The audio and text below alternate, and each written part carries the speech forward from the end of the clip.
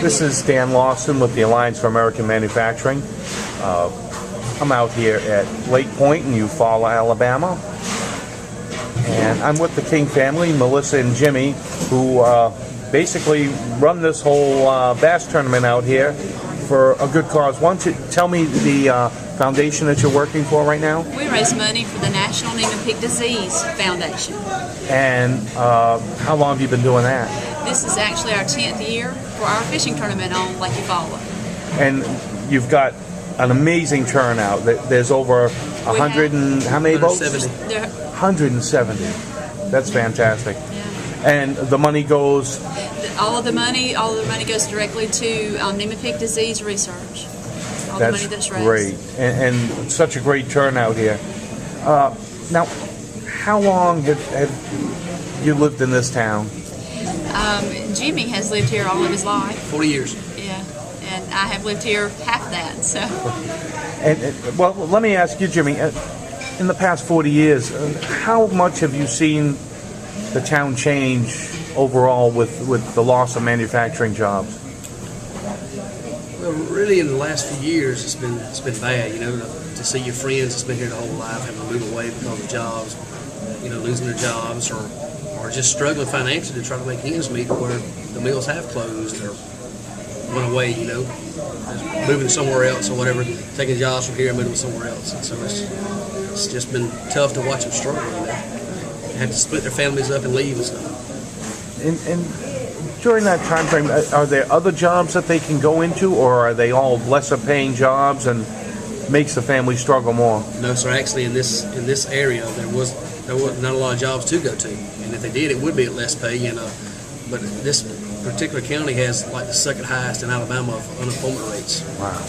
And Jimmy, what do you do for work? I know that at one time you did work at the mill, correct? Right. I worked at mead coated board then for 8 years on the No. 2 paper machine, and now then I stopped doing that and started logging for mead as a logger, my own contracted logging.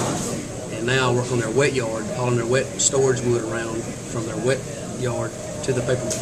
Is that a trucking operation that you do now? Okay. I have 4 guys that work for under me. That's fantastic. Now, Melissa, what type of support do you get from the mill workers and from the corporation itself here? When Lee, our son, was first diagnosed with pneumopic, the mill, Jimmy was still on the paper machine at the time, and they surrounded us. They took up donations constantly. They took part in every fundraiser that we did, trying to raise money for research. Now that Jimmy's not working there, they still do that. And not only that, corporately they sponsored this tournament that we're hosting today.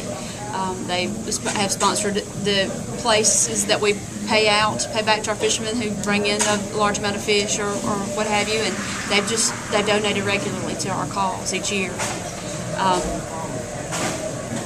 So that's you really, it kind of like adopted the cause right along with you, and just shows great community spirit on everyone's.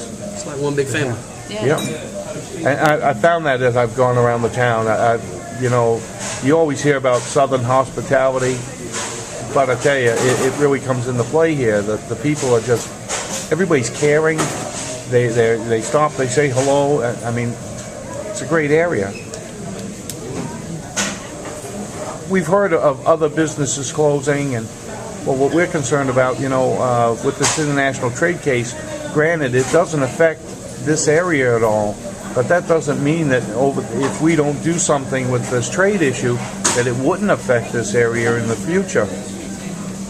What would happen, not only to the work that you do, Melissa, but Jimmy, I know it would directly affect you if something happened to that mill and it either had a long-term curtailment or a worst case scenario, that mill shuts down. If Eufaula lost mead coated board, Eufaula would shut down.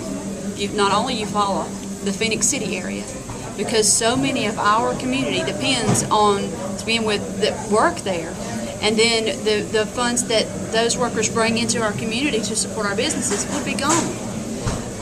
There's the contract hauling that we do through me, it would be gone. My son's insurance that we pay $1,000 a month, we couldn't afford.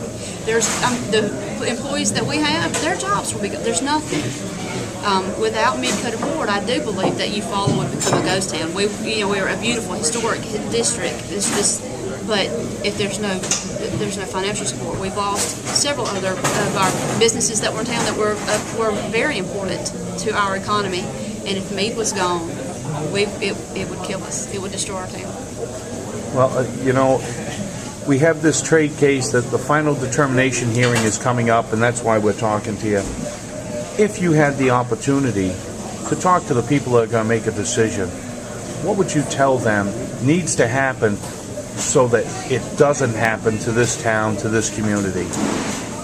Make sure that other companies that want to sell things to our country have to have the same types of rules, regulations to do what we do.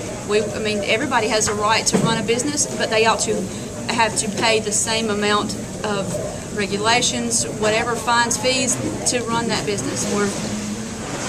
We ask that we keep jobs in America, that we make and work here. This is what we do.